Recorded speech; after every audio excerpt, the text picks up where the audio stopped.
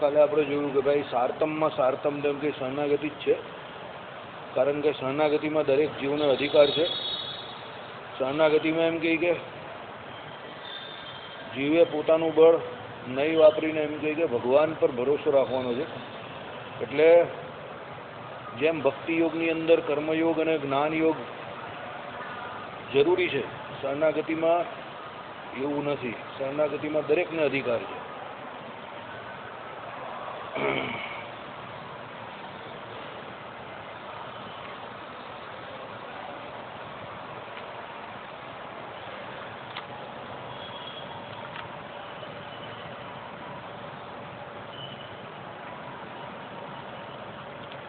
આ શરણાગતિને સાધન અંતરની અપેક્ષા નથી, ઉપાય અંતરે જે રહિત હોય તેને તો આમાં અધિકાર છે.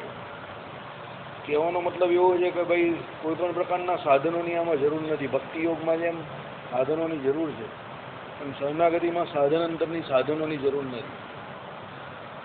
શરણાગતિમાં એવું છે કે ભગવાનની આજ્ઞામાં રહેવાનું છે અને ભગવાને જે કહ્યું એ પ્રમાણે વર્તવાનું છે. સાધન અંતર નથી એટલે કહેવાનો મતલબ અહીંયા એવો નથી કે કોઈ પણ પ્રકારના ભક્તિના સાધન નહીં કરવાના કે 9 પ્રકારની ભક્તિ નહીં કરવાની છે. પણ ટૂંકમાં ભક્તિ યોગમાં જેમ સાધનની અપેક્ષા છે એમ આમાં સાધનની અપેક્ષા નથી. સાધન ફક્ત અહીંયા ભગવત પ્રસન્નતા માટે છે. એટલે ટૂંકમાં કહેવાનો સાર એવો છે, શરણાગતિને સાધન અંતરની અપેક્ષા નથી. ઉપાય અંતરે જે રહિત હોય તેને તો આમાં અધિકાર છે. બરાબર? જે ઉપાય અંતરે રહિત હોય, જેના પાસે કોઈ ઉપાય બચેલો ના હોય, કે જે કોઈ ઉપાય મોક્ષ માટે કરી શકે એવો ન હોય, અને ઉપાય અંતર કહેવાય, એને આમાં બધાને અધિકાર છે. ટૂંકમાં એમ કહે કે શરણાગતિનો અધિકાર દરેક જીવને છે. આવી સાર્તમભૂત શરણાગતિ પરમ એકાંતિક ધર્મ પ્રવૃત્તિ માટે પ્રવર્તેલા ભગવાન પારમ એકાંતિક દીક્ષાનું નિરૂપણ કરવા પૂર્વક ઉપદેશ આપવા યોગ્ય મંત્રાદિકનું નિરૂપણ કરતા ઉદ્ધવ સંપ્રદાયથી પ્રાપ્ત થયેલી હોવાથી સાર્તમ ધર્મપણે મુમુક્ષુએ ગ્રહણ કરવી એમ જણાવ્યું છે. અહીંયા એક આ વિશિષ્ટ આજ્ઞા કરી ભગવાન કે જે ધર્મપુરુષના આશ્રિત છે અને જે ઉદ્ધવ સંપ્રદાયમાં હરિભક્તો છે, સત્સંગીઓ છે, એમણે શું કરવાનું છે? તો પરમ એકાંતિક ધર્મ પ્રવૃત્તિ માટે ભગવાને જે એમ કહ્યું કે પરમ એકાંતિક દીક્ષાનું નિરૂપણ કરેલું છે. 2 પ્રકારની દીક્ષા આપણે ત્યાં કહી છે, એક સામાન્ય દીક્ષા અને બીજી મહાદીક્ષા. ગ્રહસ્થને જે આપવામાં આવે છે તે કઈ દીક્ષા છે? સામાન્ય દીક્ષા છે. ત્યાગીઓને જે આપવામાં આવે છે મહાદીક્ષા છે. એટલે જેને જેને જે પ્રમાણે વર્તવું હોય એ પ્રમાણે સામાન્ય અને મહાદીક્ષા ગ્રહણ કરીને પછી ભગવાનની આજ્ઞામાં રહીને ભગવાનનું ભજન કરવાનું છે. શરણાગતિ સ્વીકારવી બહુ જરૂરી છે, પણ શરણાગતિ સ્વીકારવા માટે ભગવાને જે ઉદ્ધવ સંપ્રદાયમાં વડતાલ અને અમદાવાદ દેશની 2 ગાદી કરી અને 2 ગાદીને વિશે જે આચાર્યોની સ્થાપના કરી, એ આચાર્યો પાસે જ અહીંયા મંત્ર ગ્રહણ કરવું એવું લખેલું છે. શું લખ્યું?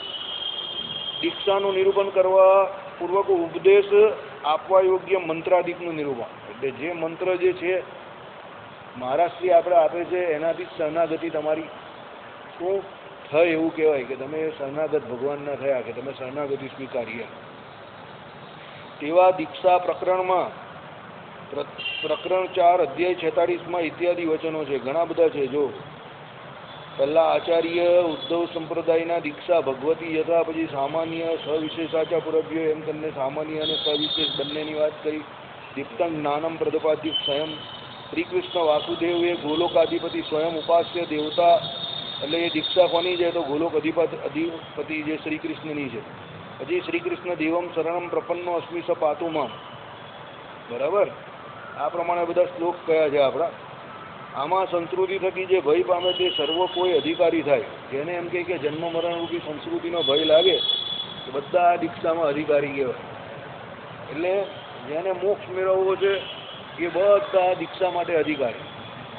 આગળ જઈએ. અને ભગવાનની શરણાગતિ નિશ્રેયસનું સાધન છે એમ જણાવ્યું છે. કાલ માયા પાપ કર્મ યમદૂત માયા ભયાદમ, એ પણ આખું આવી જશે. આ શ્લોકના વ્યાખ્યાનથી ભાવ પ્રબોધિની ટીકામાં આ વચનની શરણાગતિ પડતા અને તેનું સ્વરૂપ સારી રીતે ઉપાદન કર્યું છે. તથા દીક્ષામાં ઉપદેશ કરવાના અષ્ટાક્ષર મંત્રની પણ શરણાગતિ પડતા સંપ્રદાયથી સુખેથી જાણી શકાય છે. દીક્ષામાં જે તમને મંત્ર અષ્ટાક્ષર આપવામાં આવે છે એ પણ શ્રી કૃષ્ણ ભગવાનનો જ છે, અને શ્રી કૃષ્ણ ભગવાન તરફ જ તમારી ગતિ થાવ એવો જ એનો અર્થ થાય છે. એટલે એ પણ શરણાગતિ જ બતાવે છે.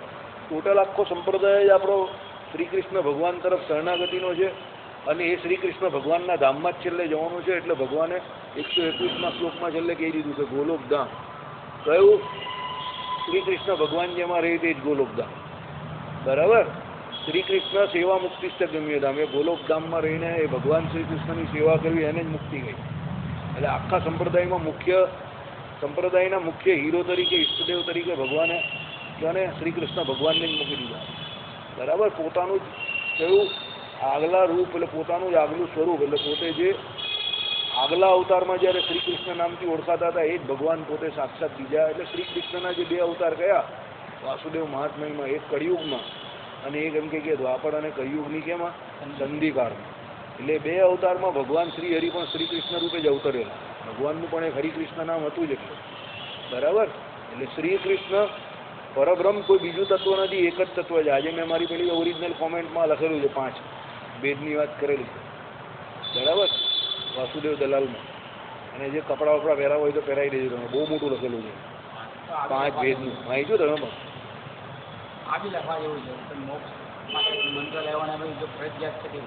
હા, એ ધીમે ધીમે કરશું ને. ઉદ્ધવ સંપ્રદાયની રીત પ્રણાલી કાલે શરણાગતિને લખશું. ચાલો. એટલે કહેવાનો મતલબ શું છે કે અષ્ટાક્ષર મંત્ર પણ શરણાગતિ પડતા સંપ્રદાયથી સુખેથી જાણી શકાય છે.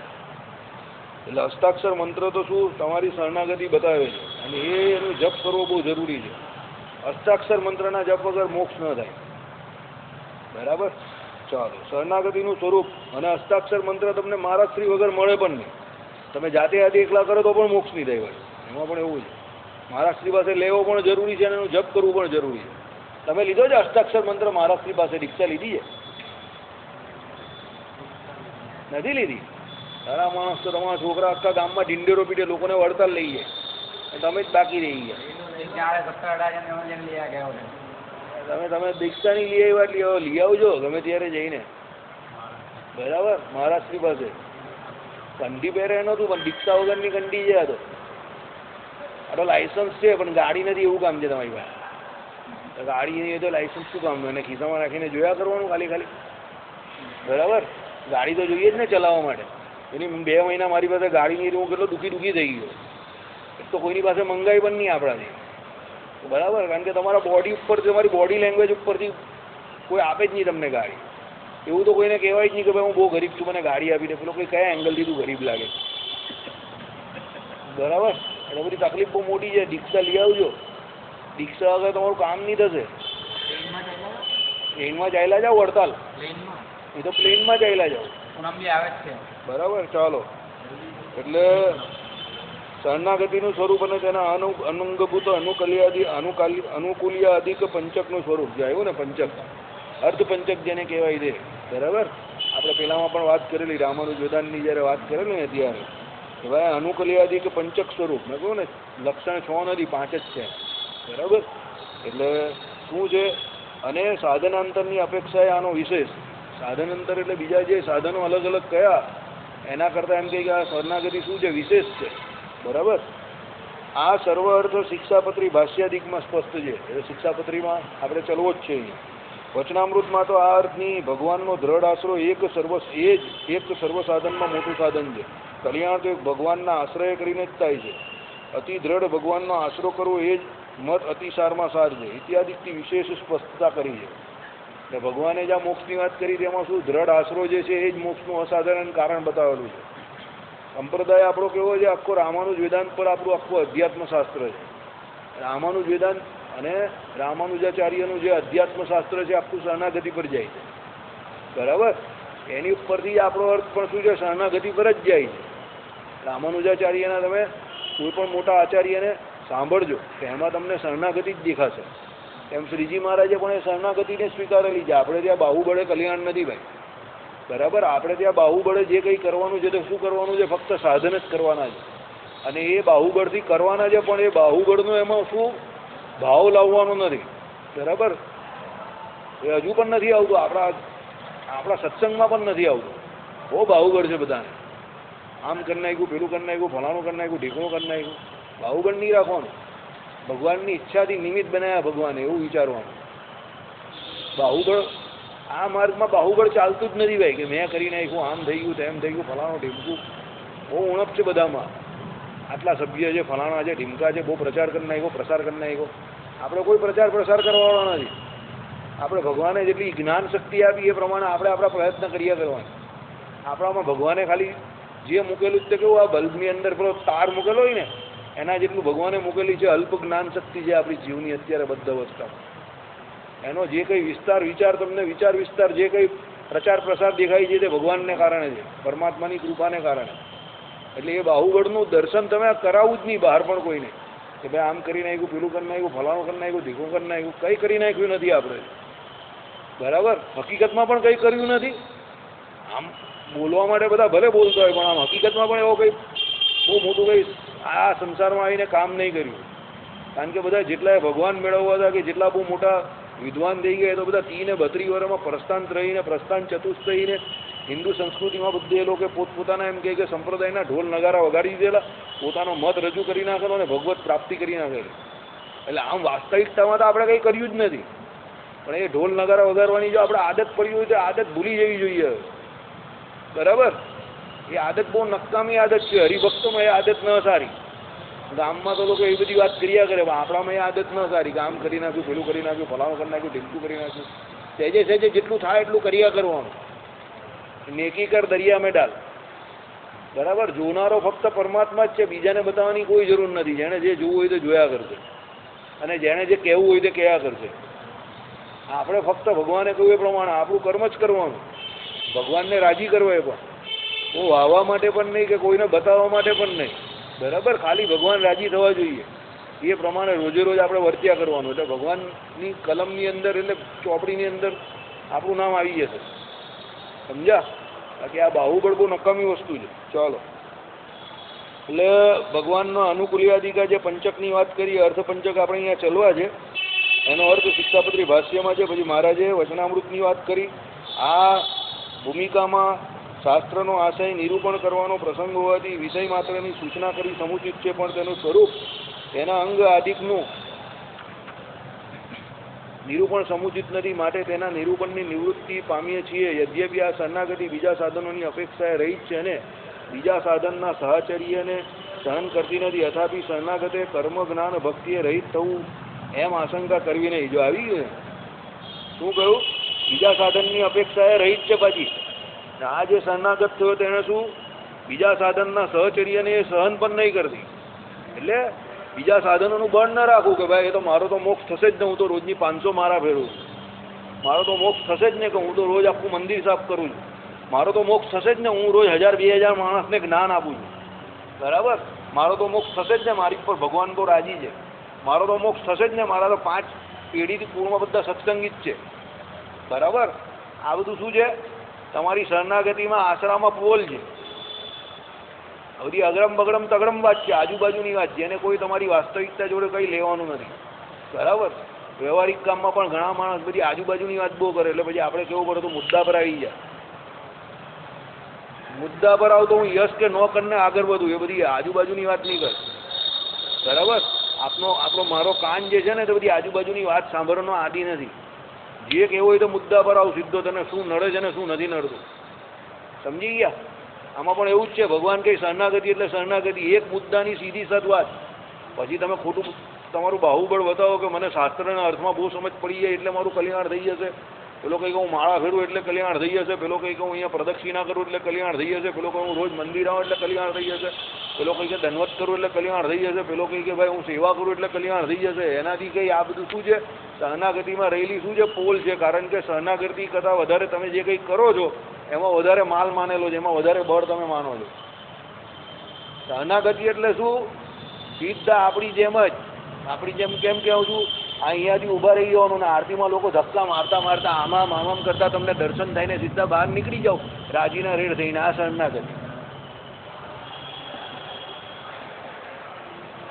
આમ ઊભા જ રહી જવાનું આરતીમાં. અહીંયા ભગવાનને કહેવાનું તમારે જ્યાં લઈ જાઓ હોય તો લઈ જાઓ. એટલે 2 ધક્કા આમથી આવે, 2 ધક્કા તેમથી આવે, તમારે આમ કરીને હાથ આમ જ દર્શન કરતા કરતા સીધા બહાર ઘનશ્યામ મહારાજ. આ શરણાગતિ. આ ઉદાહરણ આપ્યું તમને. આઈડિયા આવ્યો? પછી તમે કહો કે ના મારે તો આ કરવું જ છે નહીં, આમ ઢોસા મારો, તમે પણ ઢોસા મારો, પેલા 2 પંચ મારો, તેવાળાને 2 કોણા મારો. એ ખોટી વાત. એવું નહીં કરવાનું, એવું ના કરવાનું. બરાબર, સમજી ગયા? એટલે ટૂંકમાં કહેવાનો સર, ભગવાને જે પ્રમાણે આપણે રાખ્યા છે એમાં રાજી રહેવું. આરતીનો સમય છે, ભીડ હોવાની જ છે, બટ નેચરલ વાત છે, બધાને ખબર છે. સમજો, તમને ને મને નહીં, આખા ગામને નાના છોકરાને પણ ખબર છે. તો પછી આપણે સારા હરિભક્ત ક્યારે કહેવાય? જ્યારે ભગવાનની આજ્ઞામાં રહે ત્યારે. બીજી એક વસ્તુ, જે બીજા પણ દર્શન કરવા આવે છે એ પણ હરિભક્ત જ છે ને. પછી એને ગોદા ગોદી કરવા, એને કોણા મારવા, એને ખુરસા મારવા, એ ખોટી વાત છે ને. એના કરતાં શું, ભગવાનની ઈચ્છાથી આમ પગે લાગીને સીધા બહાર નીકળી જવાનું, ઘનશ્યામ મહારાજ પાસે ઊભા રહી જવાનું, પછી 2 મિનિટ શાંતિથી પાડી પર બેસીને હવા ખાવાની ને પછી બધું નવરું થાય એટલે દર્શન કરવાના, લાભ લેવાનો પૂરેપૂરો. બરાબર? પોતે દુઃખી ન થવું ને બીજાને પણ દુઃખી ન કરવા. પ્રેક્ટિકલ એપ્રોચ વાપરો જિંદગીમાં. પછી પેલો ટાઈટ ને ટાઈટ રહી, ના મારે તો આરતીના દર્શન કરવાના જ છે, અહીંયાથી ખસવાનો જ નથી, ખસવાનો જ નથી. શાસ્ત્રમાં કહ્યું છે કે આરતીમાં એક સ્તરે શાંતિથી ઊભા રહીને ભગવાનના નખથી શિખા પર્યંત દર્શન કરવા. બરાબર વાત છે. એવું શક્ય જ નહીં હોય તો શક્ય હોય ત્યાં સુધી થાય. હા ભાઈ, તમે શયન આરતીમાં આવો અને શાંતિથી પાછળ ઊભા રહી જાઓ, તમને કદાચ કોઈ ન નડે. પણ પછી તમે મંગળા આરતીમાં સવારે આવો, પાછળ બહેનોના વિભાગમાં કચ્ચર ગાણ, આગળ પુરુષોના વિભાગમાં કચ્ચર ગાણ, બધે કચ્ચર ગાણો જોઈને પછી તમે કહો ના, હું તો અહીંયા ઊભો ને ઊભો જ દર્શન કરવાનો, તે થોડું થાય. બીજાને તમે હેરાન કરો. બરાબર? એટલે શરણાગતિનું લક્ષણ એટલે શું? ભગવાન જેમાં રાખે એમાં રાજી રહેવાનું. અનુકૂળ પહેલું આવ્યું ને, અનુકૂળ, ભગવાનની આજ્ઞાને અનુકૂળ વર્તું. ભગવાનની આજ્ઞા એની જોડે હરિભક્તને પણ રાજી રાખો, એ પણ ભગવાને કહ્યું જ ને, તે ભગવાનની આજ્ઞાને અનુકૂળ છે ને. પછી તમે કહો કે ના, ભગવાનની આજ્ઞાને અનુકૂળ તો હરિભક્તનું થોડું લખ્યું છે, એને તો રગડી મસલી નાખવાના. ભગવાને જો આપણે જુવાન રાખેલા, બહુ તાકાત છે, કાકા જેવો કોઈ વચ્ચે આવ્યો હોય તો કાકાને આમ ડાબી બગલમાં દબાઈ જ દેવાનો, કાકા બોલતા જ નહીં. એટલે એવું થોડું ચાલે. એ હરિભક્ત છે. ભગવાનની આજ્ઞાને અનુકૂળ વર્તું. એમાં ભગવાને શું કહ્યું? ભગવાનના ભક્તને શું રાજી રાખવા ને. તો અહીંયા જે આવે તે બધા કંઈ પહેલવાનો થોડા આવે છે, કંઈ દુશ્મન થોડા છે આપણા, બધા હરિભક્તો છે ને. તેને રાજી રાખીને આપણે ભગવાનને રાજી જ કરીએ છીએ ને. એટલા માટે કહ્યું કે ગોદાગોદી ન કરવી મંદિરમાં, બીજા કોઈનું મન દુઃખ ન કરવું, બધા હરિભક્ત છે. બરાબર? અને કોઈ ન સમજતું હોય, કોઈને શાસ્ત્રના પૂર્વાપરનો અભ્યાસ ના હોય અને કોઈ બીજો એવો હોય તો આપણાથી એવું ન થવાય. સમજો, મને કાલે જ એક ભાઈ બહુ ખરાબ બોલ્યા. બરાબર? 2-3 જણાને ગમ્યું પણ નહીં કે તમારે જવાબ આપવો હતો ને, પણ મેં જવાબ ના આપ્યો. મેં કહું ભાઈ, એ ભલે બોલતો, મારે નહીં બોલવું. સમજો, મારે તો મર્યાદા રાખવી પડે ને. એ ભલે બોલતો ને. પછી આપણે સત્સંગ કરીએ, ભજન કરીએ, એનો શું મતલબ? એટલે આપણે થોડું મન મોટું રાખવું. ભગવાનની આ સૌથી મોટી શરણાગતિ છે કે એમાં સૌથી મોટું લક્ષણ જ આ છે. અનુકૂળ વર્તું અને પ્રતિકૂળ વર્જન. એટલે પ્રતિકૂળ જે છે એ બધાનો ત્યાગ કરી દેવો. આ બધું પ્રતિકૂળ વર્તેલું કહેવાય. કોઈને ગાળ દેવી, કોઈને ખોસા ઠોસી કરવી, આ બધું એ પ્રતિકૂળ છે ને બીજાને. બરાબર? એટલે એવું બધું ના કરવું. ચાલો, જરૂરી હતું એટલે કહ્યું. અર્થાપી શરણાગતે કર્મજ્ઞાન ભક્તિએ રહિત થવું, આમાં એમ આશંકા કરવી નહીં. શરણાગતિને કર્મ જ્ઞાનાદિક સાથે કશો વિરોધ નથી, પરંતુ તેમાં સાધન ભાવ જ છે. આવી ગયો સાધન ભાવ છે એટલે ખાલી કરવા માટે કરવાના છે સાધનો. સાધન ભાવ કયો છે એટલે કેવી રીતે કર્મ જ્ઞાનની જરૂર છે શરણાગતિમાં. શરણાગત કઈ આપણે અહીંયા પેલા વિષ્ણુયાગ કરાવે તો કઈ શરણાગતિ સ્વીકાર્યું એટલે કઈ વિષ્ણુયાગ કરવાની ના નહીં પાડી. શરણાગત થઈ ગયો એટલે કે એને ઘરમાં બેસી નહીં રહેવાનું. કઈ સમજો, મંદિરે આવીને દેવ દર્શન કરવાનું છે, પૂજા કરવાની છે, નિત્ય નૈમિતિક જે કર્મ કયા એના એ કરવાના જ. જો શરણાગતિ લઈને કંઈ કરવાનું જ નહીં હોય તો પછી શિક્ષાપત્રીમાં નિત્ય નૈમિતિક કર્મ ભગવાન શું કામ કહે? કે ભાઈ સવારે બ્રહ્મ મુહૂર્તમાં ઉઠવાનું ને ભગવાનનું પહેલાં ધ્યાન કરવાનું ને પછી શૌચાદિક વિધિ કરવા જવું ને પછી નાહી ધોઈને સ્નાન કરીને એમ કે પછી શું એક ધોયેલું વસ્ત્ર પહેરવાનું ને બીજું ઓઢવાનું ને પછી તિલક ચાંદલો કરવાનો ને ભગવાનની માનસી આચમન કર્યા પછી માનસી પૂજા કરવાની ને પછી સાક્ષાત ભગવાનની મૂર્તિને શું દર્શન કરીને પછી એને સાફ બાપ જે કંઈ કરતા હોય એના દ્વારા, કપડા દ્વારા ને પછી એ ભગવાનની શું સાક્ષાત પૂજા કરવાની છે. જે કોઈ 16ઉપચારમાંથી તમને જેટલા ઉપચાર પ્રાપ્ત થાય એમાંથી પછી શું આરતી કરવાની છે. પછી શું કરવાનું? જે શરણાગતિનો મંત્ર હોય એ મંત્રનો જાપ કરવાનો, પછી સ્વામિનારાયણ મંત્રનો જાપ કરવાનો, પછી એ ઊભા રહીને મંત્રનો જાપ કરવાનો એક પગે, પછી પ્રદક્ષિણા કરવાની, દંડવત કરવાની, પછી જે કંઈ તમે વચનામૃત વાંચતા હો, શિક્ષાપત્રી વાંચતા હો એ વાંચવાના, બીજા જે કોઈ સ્તોત્ર મંત્ર વાંચતા હોય એ વાંચવાના. એટલે કલાક, સવા કલાક, 1.5 કલાક સવારે જ એકદમ 58 ભજન થઈ જાય. ટેન્શન જ નહીં કોઈ, મસ્તીથી ભજન થઈ જાય એકદમ જોરદાર. પછી ઊભા થવાનું કે ચાલ ભાઈ હવે વ્યવહારિક કાર્ય કરવા જઈએ. મને કમને તમે લોકો નહીં, હું મારી વાત કરું. હું મને કમને વ્યવહારિક કાર્ય કરવા જાઉં તો આ એક આજ્ઞા બહુ ફાલતુ લખી દીધી છે. બરાબર. અત્યાર સુધી બહુ પાવરફુલ હોય આપણું કામ, પછી જેવું આ વ્યવહારિક કાર્ય કરવાનું આવે ને એટલે પેટમાં ધ્રાસકો પડે. પેલા સ્કૂલે છોકરાને જવાનું હોય ને, રવિવારે રજા હોય ને, આમ રવિવારે રાત્રે પેલો સ્કૂલમાં છોકરો જવાનો તો કોઈ ધ્રાસકો પડે કે સોમવારે સવારે ઉઠીને વહેલા જવાનું. એમ મને રોજ સવારે આમ સમય થાય ને વ્યવહારિક કાર્ય કરવાનો એટલે પેટમાં ધ્રાસકો પડે. બરાબર. પૈસા મળતા હોય તો પણ પડે, અને નહીં મળતા હોય તો જય સ્વામિનારાયણ. સમજી ગયા ને તમે? એ કામ તો અમે કરતા જ નથી. બરાબર. બે પગ વગર ત્રીજું કામ તો અમે કરતા જ નથી. ના જ પાડી દઈએ. કા પૈસા કા પરમેશ્વર. ત્રીજી વાત તો કોઈ કરવાની જ નહીં. ભાઈ તું ખોટા એડ્રેસ પર આવી ગયો છે, તો આવી જાય તો આપણે ચોખ્ખું જ કહી દઈએ, ભાઈ તું ખોટા એડ્રેસ પર આવ્યો છે. પેલો કે યુદ્ધ થઈ ગયું, આમ થઈ ગયું, બગદાદી મરી ગયો. ભાઈ ખોટા એડ્રેસ પર આવ્યો, ગમે તે મરી જાય ને, અમને કોઈ ટેન્શન જ નથી. બાજુમાં બોમ્બ ફૂટે તો પણ કોઈ ટેન્શન નથી. બરાબર. વાત જ નહીં કરવાની હાલતું ફાલતું. બરાબર. પેલો ગયો ઉચકીને મૂકી આવે. બરાબર. પેલો આવી ગયો એને ઘુસાડી દે. આપણો કંઈ 10-11 રૂપિયામાં ચાલે એવું છે? ખિસ્સામાં એટલા રૂપિયા જ આપી દે, આગળ વધ. બીજી હાલતું ફાલતું વાત નહીં કરે. સમજી ગયા? આનું નામ શરણાગતિ. સીધા ભગવાને જે 5 લક્ષણો બતાવ્યું એ પ્રમાણે વર્તીને સીધો મોક્ષ કરી નાખવાનો. બીજી કોઈ આગળ પાછળની માથાકૂટ કરવાની જ નહીં. સીધા ભગવાનને વળગી જવાનું કે ભાઈ આ તારા શરણમાં આવી ગયો. બ્રહ્માનંદ સ્વામીએ શું કહ્યું? પેટે પડ્યો તે અવશ્ય પાળવો, વાલમ જુઓ રે વિચારી રે, જેવો તેવો પુત્ર તમારો, અણસમજુ અહંકારી રે. એટલે આમાં શું છે? જ્ઞાનની જરૂર તો છે, કર્મની પણ જરૂર છે, પણ કેવી રીતે? સાધન પણ. અત્યારે જે કરી રહેલા છે શું? આત્મા પરમાત્મા સંબંધી જ્ઞાન સંપાદન કરવા માટે જ આ બધું કરીએ જ ને. તો કેના માટે આ? ફક્ત સાધન જાણવા માટે કે ભાઈ આત્મા શું છે, પરમાત્મા શું છે. આઈડિયા આવ્યો? એના બળે કંઈ મોક્ષ નહીં કરવાનો. મોક્ષ તો ભગવાને શરણાગતિ સ્વીકારી એટલે તમારો મોક્ષ થઈ ગયો. જે એના 5 લક્ષણ કહે એ 5 લક્ષણમાં તમે વર્તો એટલે તમારો મોક્ષ થઈ ગયો. બરાબર. ચાલો. માટે જ તે કર્માધિકનો પ્રકરાંતરણથી શરણાગતિ નિષ્ઠામાં પરિગ્રહ નિયમ પણ યોગ્ય જ છે. પ્રકરાંતરણથી એટલે શું? પ્રકરાંતરથી એટલે અલગ અલગ પ્રકારના જે કહ્યા ને કર્મ, આપણે જે કહ્યું હોય નિત્ય કર્મ અને નૈમિતિક કર્મ, અત્યારે મેં જે તમને બધા ગણાવ્યા ને એ બધા પ્રકારના અંતર કહેવાય, અલગ અલગ પ્રકારના. નિત્ય કર્મ કરો કે નૈમિતિક કર્મ. બરાબર. ચલો. અનુકૂલ્ય સંકલ્પ અને પ્રતિકૂલ્ય વિવર્જન શરણાગતિમાં અંગ હોવાથી ભગવાનની આજ્ઞાને અનુવર્તવાના સ્વભાવવાળા શરણાગતિ નિષ્ઠ જેને અધર્મ થકી નિવૃત્તિ પામવું જોઈએ. આવી ગયું? શું આવ્યું? અનુકૂલ્ય સંકલ્પ એટલે જે કોઈ અનુકૂળ હોય એ પ્રમાણે પરમાત્માની જેટલા વિધિ હોય તે બધા પાળવાના. કાલે અનુકૂલ્ય સંકલ્પમાં સૌથી મોટું શું આવે છે? 11. બધાએ કરવાની. બરાબર. એમાં પ્રતિકૂળ વર્જનમ શું આવે છે પાછું? બપોરે ઊંઘવાનું નહીં. બરાબર. ગાળ તો કોઈને કદાપી ના દેવી. બરાબર. એ પ્રતિકૂળ વર્જનમમાં આવે. પણ આપણા હરિભક્તો પણ આપે ભાઈ, કિલો નહીં આપે બધા. બરાબર. ચાલો. એટલે શું છે કે ભાઈ પ્રતિકૂળ વર્જન એટલે શું?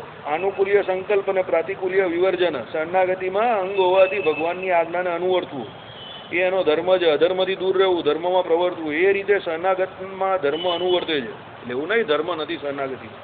પોતાના સ્વામી પરમાત્માનું વિભૂતિ સાથે યથાર્થ સ્વરૂપ શરણાગતિ નિષ્ઠે જાણવું જ જોઈએ. આવી ગયું પરમાત્માનું સ્વરૂપ જાણવાનું. કોઈ ગમે એટલું કહીને કે સ્વામિનારાયણ સ્વામિનારાયણ બેઠો બેઠો કર્યા કર, પણ તમે શાસ્ત્રોના પાના ઉકેલો એટલે આવે જ અંદર કે ભગવાનના સ્વરૂપને જાણવું જ પડે તમારે. એટલું સ્વામિનારાયણ સ્વામિનારાયણ કોણ? સ્વામિનારાયણ. Who is Swaminarayan? સ્વામિનારાયણની ઓળખાણ શું છે? એના સ્વરૂપનું જ્ઞાન હોવું જ જોઈએ. અને એ જ્ઞાને સહિત પછી તમે સ્મૃતિએ સહિત એના ગુણના કીર્તને સહિત એ ભગવાનનું તમે નામ બોલો તો મજા આવે. તો પછી ભગવાન રાજી. મહારાજે જન્મંગલ સ્તોત્ર બોલવાનું કહ્યું તેમાં શું કહ્યું? સ્તોત્રમાં જે અંદર નામ આવે એ નામના જે લક્ષણ કયા, ગુણ કયા, એના અર્થ એ વિચારીને એનો બોલવાના છે. સમજો? બરાબર. એટલે ભગવાનના સ્વરૂપની ઓળખાણ તો જોઈએ જ કે ભગવાન કોણ, કેવા છે, કોણ છે, એના અનંત કલ્યાણકારી ગુણ એ જાણવા જ પડે. તો એ ભગવાનના નામનો મહિમા સમજાય. બાકી એકલું સ્વામિનારાયણ સ્વામિનારાયણ કરો તેનાથી બીજ બળ બંધાય. સમજો? પણ મોક્ષ ન થાય એના માટે તો ભગવાનના સ્વરૂપની ઓળખાણ જોઈએ જ. એટલે શું કહ્યું? પરમાત્માનું વિભૂતિ સાથે યથાર્થ સ્વરૂપ શરણાગતિ નિષ્ઠે જાણવું જ જોઈએ. વિભૂતિ એટલે ખબર ને? વિશેષ પ્રકારનું આ પરમાત્માનું નિયમન કરવાનું જે સામર્થ્ય છે તે.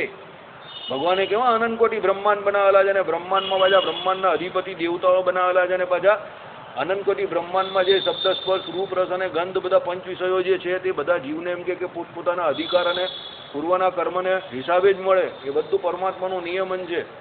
બરાબર. અંતર્યામી પણ જીવની અંદર જે પરમાત્મા રહે એ પણ પરમાત્માનું શું છે? વિભૂતિ છે. પરમાત્માનો વિભૂતિ યોગ છે.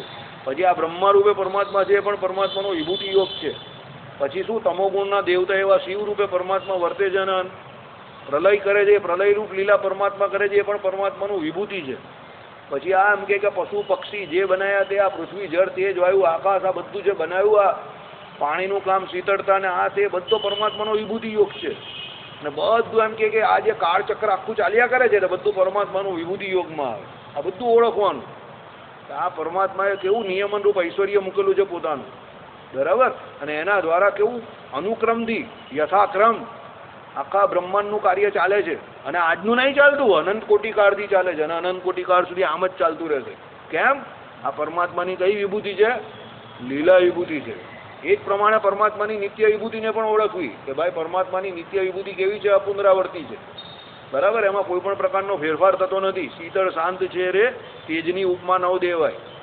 બરાબર ને. એમાં એમ કે નિત્ય મુક્ત અનાદિકાળથી એમ કે ભગવાનનું ભજન કરી રહેલા છે, સેવા કરી રહેલા છે. અને બીજા જે કોઈ અહીંયાથી બદ્ધ હતા ભગવાનના ભજનના પ્રતાપે કરીને ઉપાસના કરીને ત્યાં જઈને કેવા થઈ ગયા? પણ મુક્ત થઈ ગયા. અને અપુનરાવર્તી એવા ભગવાનના ધામમાં જઈને ભગવાનની સેવા કરે છે અને એ પછી કેવા થઈ ગયા? સત્ય સંકલ્પ થઈ ગયા, અષ્ટગુણ સહિત થઈ ગયા.